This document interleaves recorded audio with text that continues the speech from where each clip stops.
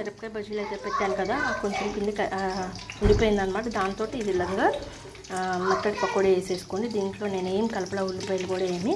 So అలా ప్లెయిన్గా వేసేసుకొని పక్కన పెట్టేసుకోండి.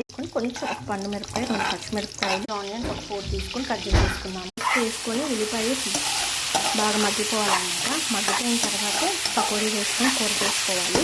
కావాలి ఈ టొమాటోస్ కూడా కట్ చేసి పక్కన పెట్టుకున్నాను. మీకు ఇంకా పులుపు ఇష్టమైతే కొంచెం చింతపండు నానబెట్టి పులుపు కూడా పోసుకోండి. పేస్ట్ కూడా వేసుకొని పచ్చివాసన పోయాక ఫ్రై చేసుకొని ఇవన్నీ బాగా మగ్గిపోయిన తర్వాత ఉల్లిపాయ పచ్చిమిరపకాయ, అప్పుడు టొమాటోస్ కూడా మగ్గిన తర్వాత అప్పుడు మెత్తని పకోడీ వేసుకొని కొంచెం వాటర్ అయితే యాడ్ చేసుకుని టొమాటోస్ కూడా యాడ్ చేసేసుకొని టొమాటోస్ కూడా మగ్గించుకోండి. మగ్గిపోయిన తర్వాత తగినంత కారము, కొంచెం జీలకర్ర పౌడరు, గరం మసాలా ఇవన్నీ వేసేసుకొని ఒక్కసారి కలుపుకొని కొంచెం వాటర్ అయితే యాడ్ చేసి వాటర్ వేసుకొని కొంచెం దగ్గర రాగానే ఆఫ్ చేసేసుకోండి. సో మెత్తని పకోడీ కూర అయితే రెడీ అయిపోయింది.